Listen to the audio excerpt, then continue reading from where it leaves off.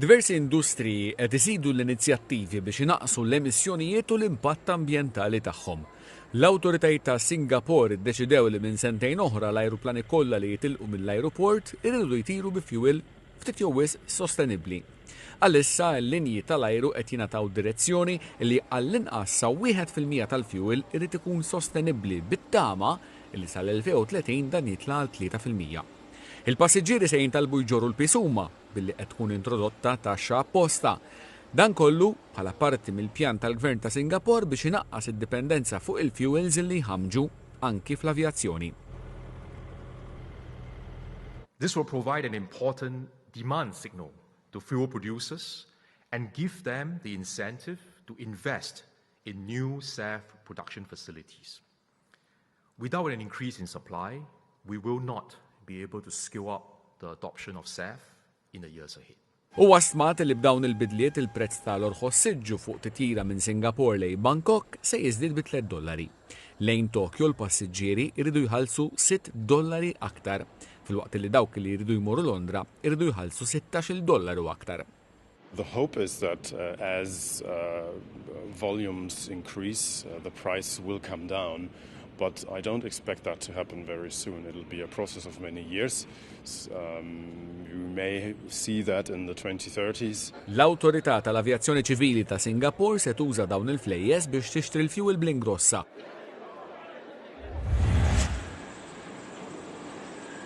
Fl-ewwel sena tagħha fit-tmum tal-linja tal-ajru Qantas, il-kap eżekuttiv Vanessa Hudson ħabbret riżultati finanzjarji xejn mistennija. Il-profitti kienu ferm inqas minn dawk imbassra. Iżda l-investituri għandhom ikunu kuntenti xorta waħda għaliex il-kumpanija ddeċidiet illi tixtri lura stokk b'valuta $400 miljun Awstraljan. You would have seen that our result on a half-on-half basis is less than it was for the prior year. That is because we've seen airfares come down across all of our flying businesses, but we're also investing in our customers.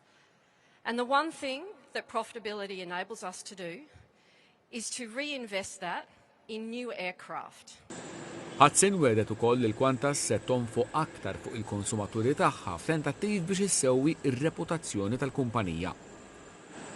I wanted to just reflect on the 6 months that I've been the CEO and what I have done and what I've heard.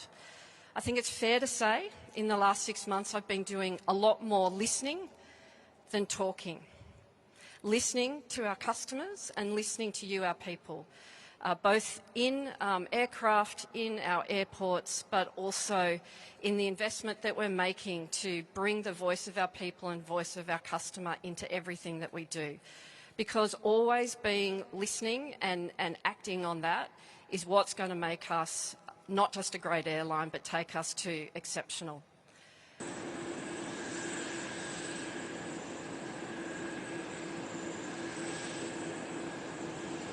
That is my absolute relentless focus will be to return Qantas to the trust and the pride that we've enjoyed before. We have started. We know that it's a journey, we know it will take time, but we are seeing the results, we're seeing our satisfaction lift, and we are seeing that right across all of our flying businesses.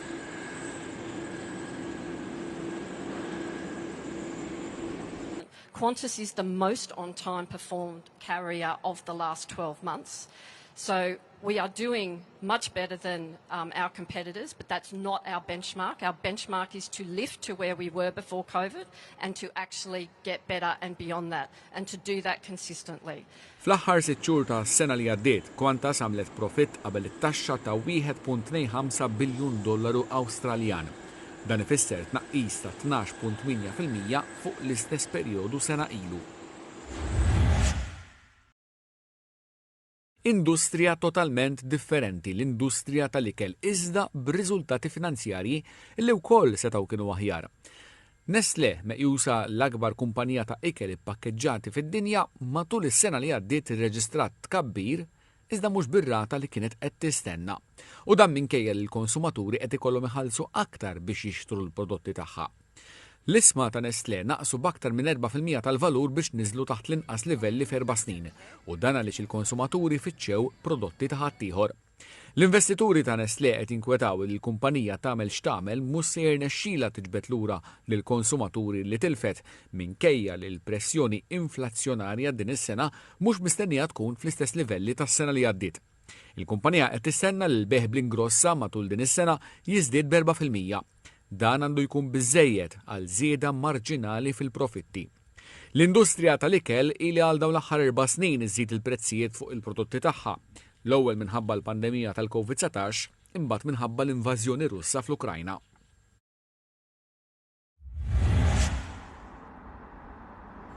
L-aptit tal-karozzi li jaħdmu bl-elettriku fil-waqt li qed jiżdied jafadu mhux qawwi biżżejjed biex iħeġġeġ lil kumpaniji jaqilbu l-produzzjoni kollha tagħhom u mill-petrol u d-diesel imorru għal kollox fuq l-elettriku.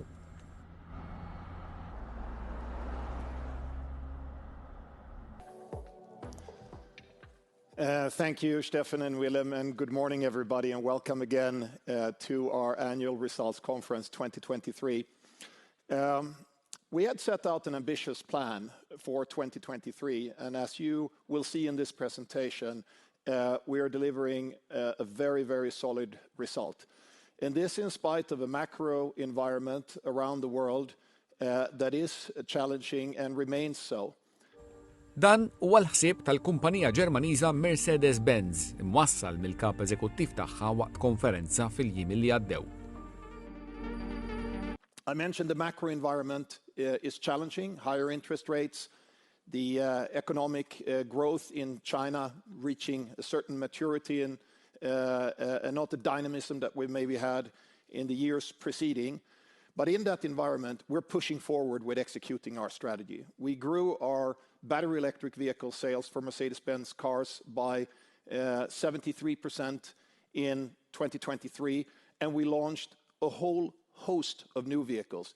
Perhaps the most important vehicle of those, the new E-Class, which is always one of the centerpieces in our product portfolio, and it's coming into markets around the world as we speak. If we then look at the sales, we stayed at a solid level, similar to 2022. It is true that we were affected primarily in the second half of the year by a supply constraint that will carry into the first quarter of 2024 as well. But we are working on this and are confident that with additional measures and additional capacity coming online, that we will get out of this trough by the second quarter of this year and will then have the full availability of our products. And going forward, we think that the plug-in hybrids will stay relevant for many years. And looking at the products that we have launched, the new E-Class, if you have a plug-in with more than 100 kilometers WLTP range, literally you have an electric car from Monday through Friday when you go to work. But also in terms of our top-end sales, compared to where we started maybe 3 or 4 years ago, we have come up to quite a high percentage of sales for the top-end side already with 16%. Oriġinarjament Mercedes-Benz kienet qed tippjana li sal-2030 tkun qatet il-vetturi kollha bid-diesel u l-petrol. Issa sa dik is-sena se jkun irnexxielha biss taqta' nofshom. A systemic shift the size of this, I mean, changing the whole, let's say, energy infrastructure behind mobility is a very, very big task. So we have to realize that there can be peaks and troughs in this transition. Minħabba l-kundizzjonijiet tas-suq tawlet il-perjodu se tibda tbieħ karozzi elettriċi biss mill-2039. So the strategic destination that we are going to is zero emission. And with our statement Ambition 2039, we have committed ourselves to go CO2 neutral by the end of the next decade. That is the strategic roof, and that remains. Investors that pour tens and tens of millions into unbelievable showrooms like that want to have some certainty that they will get the return on investment. So it's comforting to them to know that well into the 30s, we have the ability and the flexibility to cater to all customer needs. I don't want this to come across as, oops, is the electric thing not as hot as everybody was talking about maybe 3 years ago? No, it is that hot. Look at the tens of billions that we're pouring into these next generations. We're not missing a beat in terms of how we're investing into this. We're pushing ahead, as a matter of fact, and investing on a very high level. But I think as an incumbent, you need a double hedge, and that's what we're doing. L-aktar li sejrin tajjeb bħalissa huma dawk l-investituri li qed jinvestu fil-kumpaniji taċ-ċipeb elettroniċi. The chip industry in general is one of the more volatile within the equity market, stock market. What that really comes is the supply demand boom and bust for chips across any type of devices tends to run in that type of cycle where they basically overproduce when times are good, and then suddenly they have to slash prices and you start to see earnings decline. So NVIDIA is no different than that. The hope right now is that AI becomes a more sustainable path of revenue outside of like your other companies like Qualcomm or Micron. So that is one of the thoughts, but most likely we're still going to see some of those ways. We're still going to see volatility because the entire AI story is still in its very early innings. And so there will be volatility just around artificial intelligence, what it is, what it means, how it's regulated. So that will translate into more volatility around a stock like NVIDIA that produces chips for that story.